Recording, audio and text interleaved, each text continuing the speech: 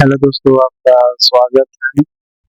चलिए स्टार्ट करते हैं साइंस पेज का घटना चक्र 583 618 का। शरीर के जोड़ों में गठिया रोग यानी अर्थराइटिस जिसे कहते हैं, किसके जमाव से होता है? तो यूरिक एसिड। ठीक है, यूरिक एसिड जब जमा हो जाती है तब शरीर में गठिया रोग होता है। ओके, मनुष्य के अंगों में से हानिकारक विकिरण से सबसे कम सुप्रभावी अंग है कौन? मस्तिष्क। ये जो मस्तिष्क है मनुष्य के अंगों में से हानिकारक विकिरण से सबसे कम प्रभावी अंग है। ओके, सबसे कम प्रभावी अंग है ये। रेडिएशन से होता है मस्तिष्क। ओके, रहेगा रेडिएशन से कौन सा ऐसा अंग है मनुष्य का जो कम इफेक्टिव होता है, यानी कम इफेक्टिव होता है उसका, तो मस्तिष्क होगा। ओके, क्षयरोग टीबी के परीक्षण हेतु विशिष्ट परीक्षण है किसका? मेटॉक्स का परीक्षण किया जाता है। टीबी रोग के परीक्षण हेतु कौन सा परीक्षण किया जाता है? मेटॉक्स का परीक्षण किया जाता है। मेटॉक्स परीक्षण करेगा तब टीबी के परीक्षण इससे होता है। ओके, मेटॉक्स परीक्षण किया जाता है। टीबी के परीक्षण हेतु विशिष्ट परीक्षण होता है जिसे मेटॉक्स परीक्षण कहते हैं। यदि आंख का लेंस अपारदर्शी हो जाए तो आंख का रोग कहाँ जाता है? मोतियाबिंद कहा जाता है। लेंस अपारदर्शी हो जाए तो आंख के रोग को कहेंगे मोतियाबिंद। ओके, आंख के रोग को क्या कहेंगे? मोतियाबिंद कहेंगे अगर लेंस अपारदर्शी हो जाए। रक्त में निम्न की अधिकता से ब्लो बेबी सिंड्रोम नामक बीमारी होती है। जी हाँ, मीथेमोग्लोबिन होती है। मीथेमोग्लोबिन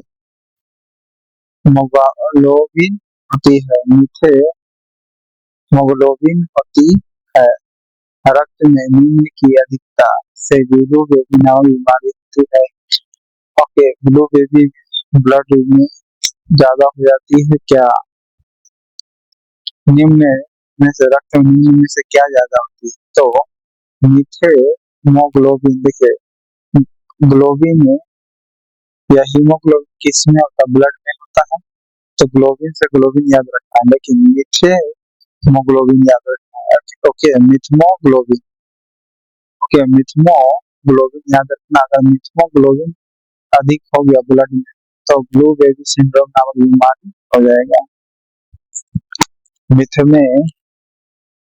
मिथमोग्लोबिन अगर ब्लड में अधिक हो जाती है तो ब्लू बेबी सिंड्रोम नामक बीमारी होती है। ओके, ब्लड में निम्न की अधिकता से कौन सी बीमारी होती है?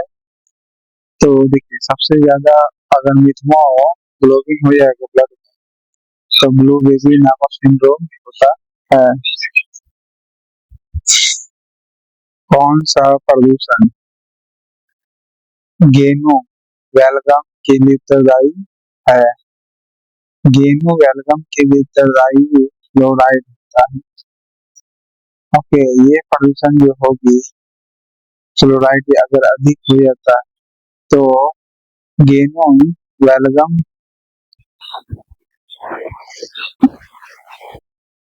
के लिए उत्तरदायी हो जाएगा। ओके, गेनो वैल्गम, ये जो प्रदूषण है गेनो वैल्गम के उत्तरदायी कौन होगा? तो फ्लोराइड।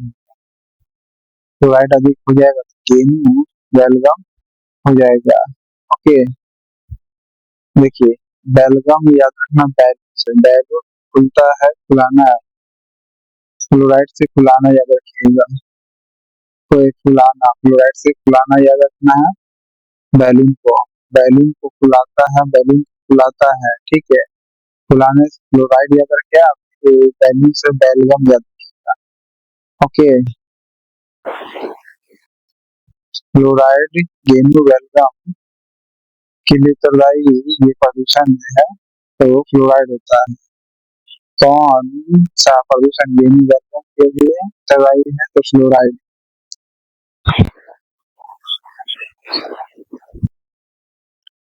कौन सी बीमारी सबसे कम संक्रामक है, यानी कम फैलती है, पीलिया। ओके, सबसे कम संक्रामक है, पीलिया है। ओके, सबसे कम संक्रामक होती है। लंबे समय तक उपवास रखने का सर्वाधिक प्रभाव शरीर के किस अंग पर पड़ता है, गुर्दे पर पड़ता है। ओके, किडनी पर या गुर्दे पर सबसे ज्यादा प्रभाव पड़ेगा। लंबे समय तक उपवास रखते हैं तो लंबे समय तक उपवास रखते हैं तो सर्वाधिक प्रभाव किस अंग पर पड़ता है, गुर्दे पर। मलेरिया से प्रभावित होने वाला कौन है, प्लीहा। ओके, इसलिए इसे कहते हैं। डाउन सिंड्रोम में गुणसूत्रों की संख्या कितनी होती है, 47। ओके, डाउन सिंड्रोम में गुणसूत्र की संख्या 47 होती है। डाउन सिंड्रोम में गुणसूत्रों की संख्या 47 होती है। और क्रोमोसोम की संख्या कितनी होती है, 46। इटाई रोग किसके दीर्घकालीन विषाक्तता से होता है, कैडमियम से होता है। इटाई रोग किसके दीर्घकालीन विषाक्तता से होता है, कैडमियम से होता है। ओके, कैडमियम नामक जो विषाक्त है, इसी से होता है इटाई रोग। ठीक है, इटाई रोग जो होती है किसके कारण होती है, कैडमियम के कारण होती है। मानव शरीर का कौन सा अंग अंडे को अंडाशय से गर्भाशय तक ले जाता है, फैलोपियन ट्यूब।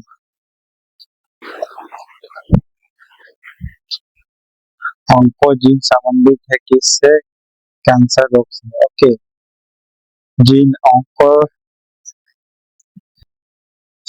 कर्क रोग से। हृदय की धड़कन नियंत्रित करने के लिए से कौन सा खनिज आवश्यक है, पोटेशियम आवश्यक है। निम्नलिखित में से कौन सही नहीं मिला और ये बताना है आपको। कोबाल्ट 60 से शरीर के अंतरंग के आवर्त का उपचार होता है, जी हाँ। आयोडीन 131 जो है थायराइड आवर्त का उपचार होता है, थायराइड ग्रंथि का, यानी आयोडीन 131 से बिल्कुल हाँ होता है। कोबाल्ट 60 से अंतरंग के आवर्त का उपचार होता है। फास्फोरस 32 से श्वेत रक्त का उपचार होता है, फास्फोरस 32 से व्हाइट ब्लड, फास्फोरस 32 से श्वेत रक्तता का उपचार होता है।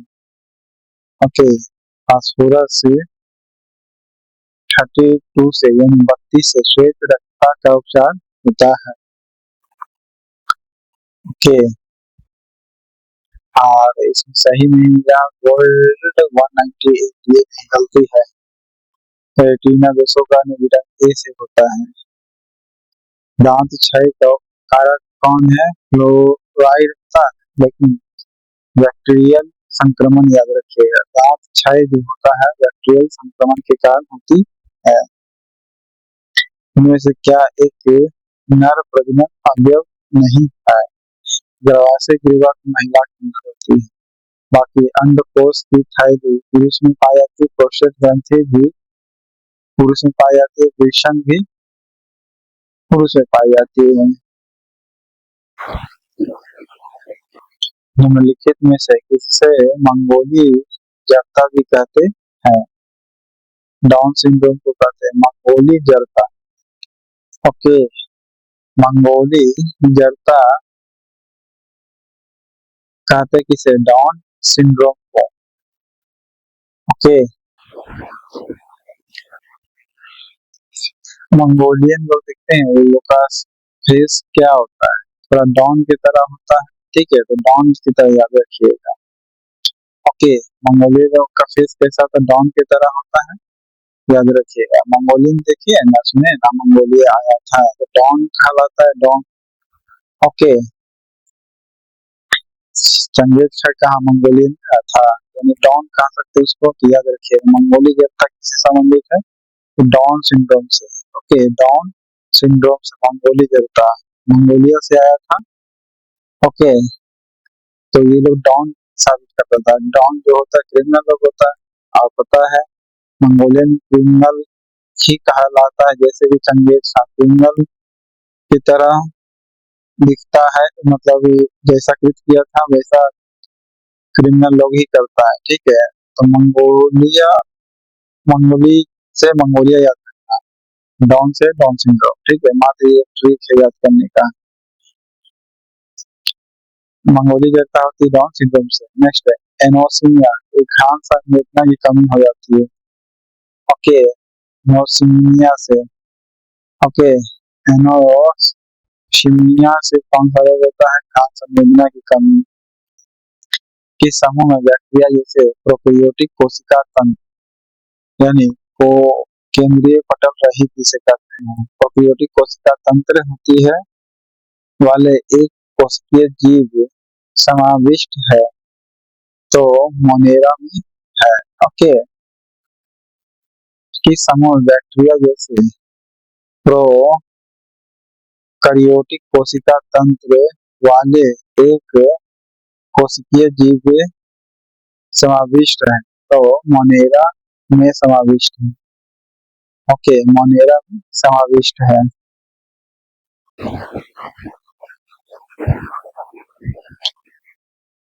भोजन का पाचन मनुष्य के किस अंग से प्रारंभ होता है, तो मुंह से पचना चालू होता है।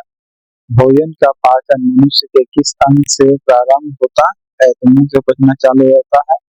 स्टार्च का कलाय खनिज अधिक नामक अधिक मात्रा में खाने से क्या होता है, कलाय खनिज अधिक मात्रा में खाने से खेसारी दाल में होता है, मतलब अधिक मात्रा हो जाएगा तो खेसारी दाल में होता है। ओके, तो यह मिस्टेक किया हुआ है। सेरेब्रल पाल्सी एक मस्तिष्क संबंधी विकार है जो सामान्यतः पाया जाता है छोटे बच्चों में। ओके, छोटे बच्चों में सेरेब्रल पाल्सी मस्तिष्क संबंधी विकार है, छोटे बच्चों में ही सुन किए होंगे।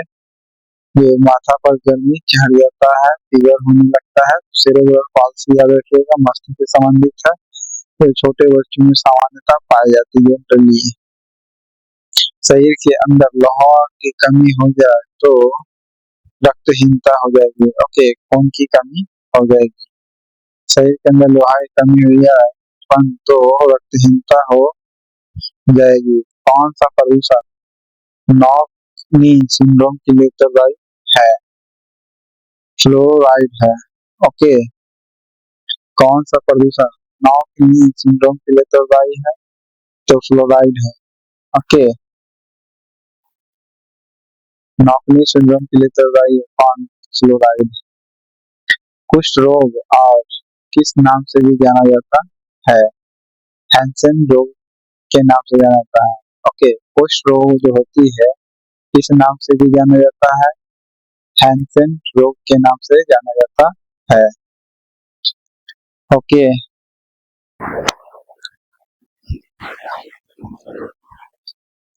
हैंसेन रोग के नाम से जाना जाता है कुष्ठ रोग।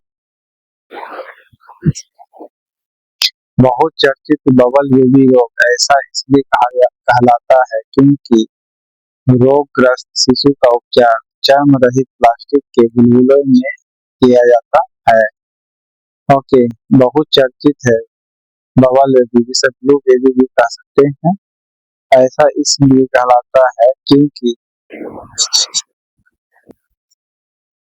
रोगग्रस्त जो शिशु होता है उसका उपचार चर्म रहित प्लास्टिक, ओके, चमड़ा मुक्त प्लास्टिक के जो बुलबुला होता है उसमें किया जाता है। बहुचर्चित डबल बेबी रोग है, ऐसा इसलिए कहलाता है।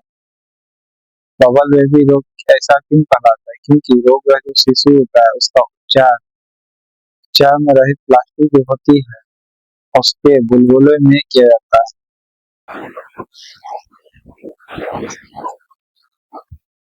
बीमारी जिसमें उच्च मात्रा में ब्लड में यूरिक एसिड प्रदान में पाया जाता है वह है गठिया रोग। ओके, बीमारी जिसमें उच्च मात्रा में ब्लड में यूरिक एसिड प्रदान पाया जाता है वह है गठिया रोग। ओके, क्षय रोग यानी टीबी के परीक्षण है तो विशिष्ट परीक्षण है तो मेटॉक्स परीक्षण गलत है। क्षय रोग यानी टीबी के लिए मेटॉक्स परीक्षण करते हैं। ओके, निम्नलिखित में से किस का उपयोग रक्त कैंसर के उपचार में किया जाता है? कोवाल्ट 60। देखिए, रक्त कैंसर बोला है, अगर व्हाइट रक्त कैंसर करता है ना तो फास्फोरस से 32 हो जाएगा। ओके, फास्फोरस 32 और कैंसर रोग के लिए खाली बोलेगा कोवाल्ट 60 हो जाएगा, लेकिन यहाँ रक्त कैंसर बोल देते फास्फोरस 32 का यूज करेंगे। ओके, आयोडीन 131 का थायराइड ग्रंथि के लिए करते हैं। ओके, यदि मूत्र में एल्बुमिन आ रहा हो तो ऐसे व्यक्ति के मूल में से किस एक अंग के फेल हो जाने से पीड़ित होने की संभावना है? किडनी का। ओके, वृक्क का। एल्बुमिन आ रहा हो तब उस व्यक्ति का किडनी काम नहीं कर रहा है। ओके, अगर एल्बुमिन आ जाएगा ना तो समझिए कि मूत्र में तो वृक्क काम करना सही से नहीं कर रहा है काम। ओके, किडनी यानी। ओके, मलेरिया में प्लीहा ग्रसित हो जाती है। ओके, बीमारी पता करने के यंत्र एमआरआई का मतलब क्या है? मैग्नेटिक रेजोनेंस चित्रीकरण। ओके, मैग्नेटिक रेजोनेंस चित्रीकरण जो है ये बीमारी पता करने के लिए यंत्र है एमआरआई। सीओटी का सर्वमान्य सुप्रभाव है रक्त स्राव। ओके, ये कॉपर टी कहना चाहता हूँ। कॉपर टी का सामान्य दुष्प्रभाव जैसे कॉपर टी लगाता है ना तो रक्त स्राव होने लगता है। ओके, जैसे महिलाओं सेक्स के दौरान जनरली होने लगता है। ओके, कॉपर टी यही दुष्प्रभाव है। निषेचित अंडा युग्मज किसमें समाविष्ट हो जाता है? गर्भाशय में जाके समाविष्ट हो जाता है। ओके, गर्भाशय में जाके समाविष्ट हो जाता निषेचित अंडा। ओके, जिसे जायगोट कहते हैं। ओके,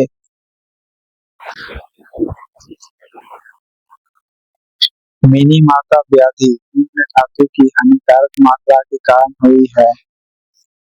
ओके, तो पारा के कारण होता है, मीना माता मरकरी के कारण। मिनी माता मरकरी हिंदी में पारा कहलाता है। निम्नलिखित में से कौन सा जोड़ा सही नहीं है? देखिए, थायमिन की कमी से बेरी बेरी रोग होती है। ओके, थायमिन की कमी से बेरी बेरी रोग हो जाती है। नियासिन की कमी से पेलेग्रा बीमारी हो जाती है। हो गए। और विटामिन डी की कमी से सूखा रोग होता है। ओके, नियासिन की कमी से पेलेग्रा रोग होता है। थायमिन की कमी से बेरी बेरी रोग होता है। ओके,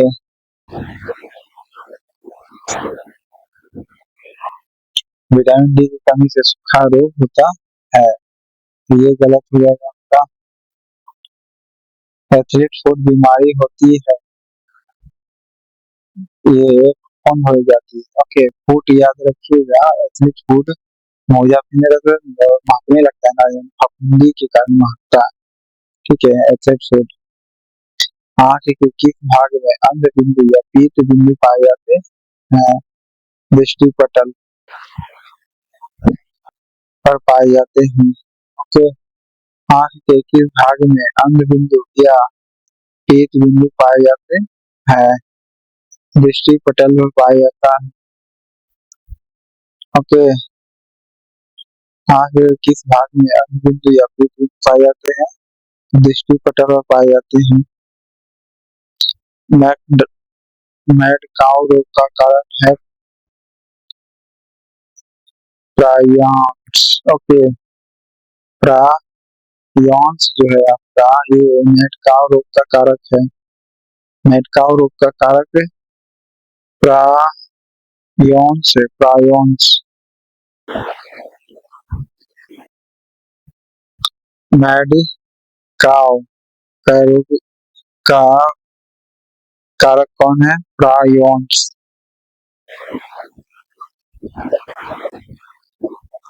निम्न में से कौन सा सही नहीं है, ये बताना है आपका। साइनोकोवालमी, ये कमी से आपके अल्पता होती है, यानी खून की कमी होने लगती है साइनोकोवालमी से। रेटिनॉल से जीरो पैथीमिया होने लगती है। ओके, रेटिनॉल यानी विटामिन ए कहते हैं जिसे, ठीक है। जीरो फ्लैथेलमिया कहते हैं, जीरो फ्लैथेलमिया, जीरो यानी दिखाई नहीं पड़ेगा रेटिना से, रेटिनॉल की कमी से। ओके, जीरो जीरो मतलब जीरो हो जाएगा, कुछ नहीं दिखाई पड़ेगा। और भी कैल्सीफेरॉल से रिकेट्स रोग होती है। ओके, और भी कैल्सीफेरॉल से कौन सा रोग होती है? रिकेट्स रोग होने लगती है। ये भी सही है। रेटिनॉल से जीरो जीरो छैथेलमिया, जीरो छैथेलमिया होने लगती है। ओके, जीरो छैथेलमिया होती है, आसानी कोवान की कमी से खून की कमी होने लगती है। और भी कैल्सीफेरॉल की कमी से रिकेट्स रोग होता है। नेक्स्ट है आयोडीन 131 किस रोग से संबंधित है? थायराइड ग्रंथि की सक्रियता से संबंधित है। ओके, कैंसर के लिए कोवाड 60 और व्हाइट ब्लड से कैंसर के लिए फास्फोरस 32 और रक्त व्यतिकरण के लिए सोडियम हो जाएगा। ओके, निम्नलिखित में से कौन सा रोग प्रोटोजोआ द्वारा होता है? मलेरिया जो होगा प्रोटोजोआ द्वारा होगा।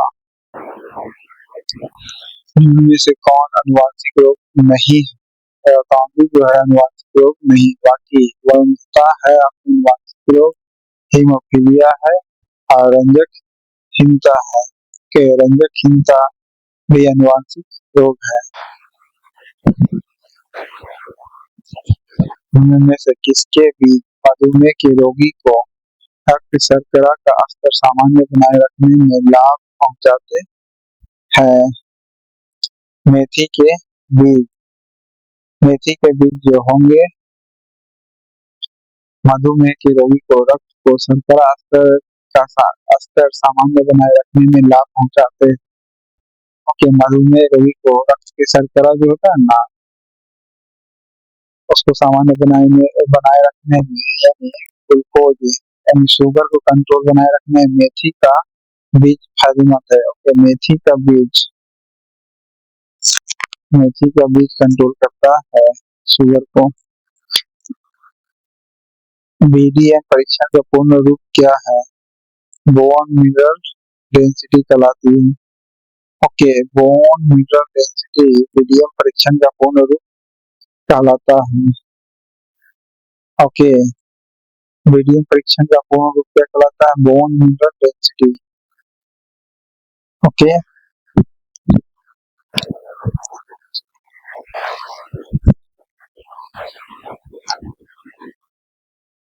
बीडीएम का फुल फॉर्म है, यानी बोन मिनरल डेंसिटी कहलाती है। मलेरिया के संबंध में कौन सा कथन सत्य नहीं है? देखिए, यह दलदली क्षेत्रों में अधिकतर होती है। जी हाँ, होती है। मच्छरों द्वारा फैलाई जाती है। जी हाँ, फैलाई जाती है। इलाज में क्लोरोक्विन का प्रयोग होता है। जी हाँ, क्लोरोक्विन का मलेरिया के इलाज में किया जाता है। ओके, मलेरिया के इलाज में क्लोरोक्विन का प्रयोग किया जाता है। और पहला वाला गलत हो जाएगा। आर्सेनिक 74 किस रोग से संबंधित है? ट्यूमर की पहचान से संबंधित है। आर्सेनिक 74 ट्यूमर की पहचान से, कोबाल्ट 60 कैंसर का, रक्त व्यतिकरण सोडियम 24 से होगा। ठीक है, थायराइड ग्रंथि सक्रियता आयोडीन 131 से होगा। और आर्सेनिक 74 से ट्यूमर की पहचान की जाती है। निम्न में से कौन सा बहुविखंडन प्रदर्शित करता है? प्लाज्मोडियम बहुविखंडन शो करता है। प्लाज्मोडियम बहुविखंडन प्रदर्शित करता है। प्लाज्मोडियम जो होगा बहुविखंडन प्रदर्शित करता है। ओके, नेक्स्ट है, ल्यूकेमिया एक प्रकार का कैंसर है जो असाधारण बढ़ोतरी होती है। जी हाँ, और श्वेत रक्त कोशिकाओं की संख्या में वृद्धि होने लगती है। ओके, तब फास्फोरस 32 को यूज किया जाता है इलाज के लिए। ओके, हाइपरमेट्रोपिया के उपचार के लिए कौन सा लेंस लगाया जाता है? अवतल लेंस या उत्तल लेंस? तो उत्तल लेंस लगाया जाता है। ओके, हाइपरमेट्रोपिया के उपचार के लिए लेंस लगाया जाता है उत्तल लेंस। ओके, उत्तल लेंस लगाया जाता है हाइपरमेट्रोपिया के लिए। देखिए, एगो मेट्रोपिया होता है, एगो हाइपरमेट्रोपिया होता है। मेट्रोपिया छोटा बर्ड है, लेकिन हिंदी में बड़ा बर्ड लिखाएगा, याद रखना। ऐसे याद कर सकते हैं, मेट्रोपिया छोटा बर्ड है लेकिन हिंदी में बड़ा बर्ड लिखाएगा। और हाइपरमेट्रोपिया बड़ा बर्ड है लेकिन छोटा में लिखाएगा, 3 अक्षर का। ठीक है, ओके। अवतल अवतल हो गया आपका।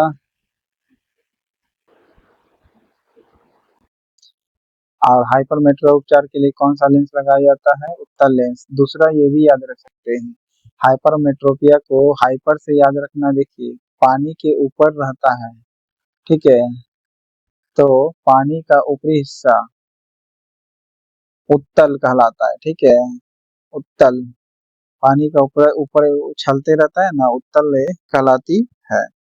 ऐसे याद कर सकते हैं। ओके,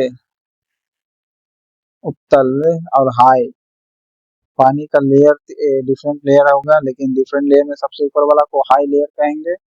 उसी प्रकार पानी के ऊपर पानी के जो लेयर को उत्तल कहेंगे, उछलते रहता है ना। ठीक है, उच्छिष्ट पानी भी कहते कभी कभी हिंदी में। तो उत्तल लेंस याद रखना है। सिरोसिस रोग शरीर के किस अंग को प्रभावित करता है? जिगर को। ओके, सिरोसिस किसको प्रभावित करता है? जिगर को। ओके, जिगर को प्रभावित करता है सिरोसिस। एंजियोप्लास्टी से किस रोग का उपचार किया जाता है? हृदय रोग का। एंजियोप्लास्टी का उपचार किया जाता है हृदय रोग का, एंजियोप्लास्टी से हृदय रोग का। और सिरोसिस सिर्फ इफेक्ट करेगा जिगर को। ब्लड में ग्लाइकोसिलेटेड हीमोग्लोबिन का मापन निम्नलिखित में से किसके प्रबंधन के लिए लाभदायक है? तो मधुमेह के लिए।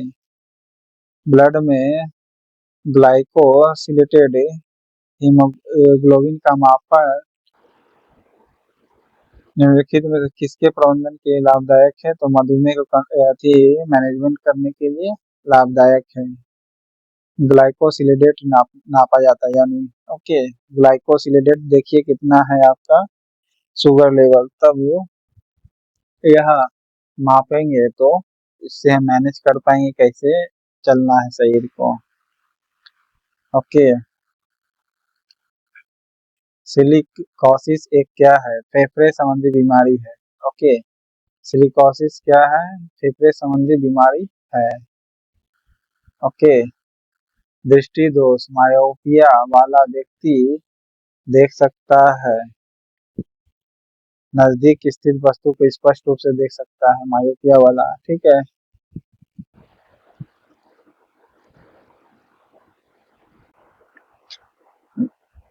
और उसके लिए अवतल लेंस चाहिए, और हाइपोमेट्रोपिया के वाले के लिए उत्तल लेंस चाहिए। आरबीसी की संख्या किससे ज्ञात की जाती है? हीमोसाइटोमीटर से। ओके, आरबीसी की संख्या किससे ज्ञात करते हैं? हीमोसाइटोमीटर। हीमो हीमो हीमो ऐसे भी ब्लड को हीमोग्लोबिन कहा जाता है। ग्लोबिन यानी आरबीसी किस में होता है? ब्लड में होता है। और ब्लड में मापने वाला के लिए हीमो वर्ड का यूज करते ही करते हैं। ओके, तो हीमोसाइटोमीटर का प्रयोग करते हैं। किस अंग की कुसंक्रिया के कारण मधुमेह रोग होता है? अग्नाशय रोग के कारण। ओके, अग्नाशय अगर सही से काम नहीं करेगा तो मधुमेह रोग होगा। और मधुमेह कंट्रोल करना है तो मेथी के बीज को प्रयोग कर सकते हैं। ठीक है, और मधुमेह को ही क्या करना है, आपको मैनेज करना है। ठीक है, मैनेजमेंट देखना है तो ग्लाइकोसिलेटेड नापते रहिए। ओके, ग्लाइकोसिलेटेड नापते रहिए, पता चलेगा कितना है कितना नहीं है ग्लाइकोसिलेटेड। एंथोफोबिया निम्न का डर है पुष्पों का। ओके, निम्न का डर है एंथोफोबिया पुष्पों का। एंथोफोबिया का मतलब क्या है? एक प्रकार का डर है, पुष्पों से डर लगता है, एंथोफोबिया। ओके, एंथर ऐसे भी पुष्प में पाया जाता है, इसीलिए एंथर से कोई डरता है यानी पुष्प से डरता है। एंथर से डरना मतलब पुष्प से डरना है, इसलिए एंथोफोबिया कहलाएगा। निम्नलिखित में से किसकी उत्तम स्तर में उपस्थिति से मधुमेह यानी डायबिटीज होती है? ब्लड लेवल अगर बढ़ जाएगा यानी ग्लूकोज लेवल तो डायबिटीज हो जाता है।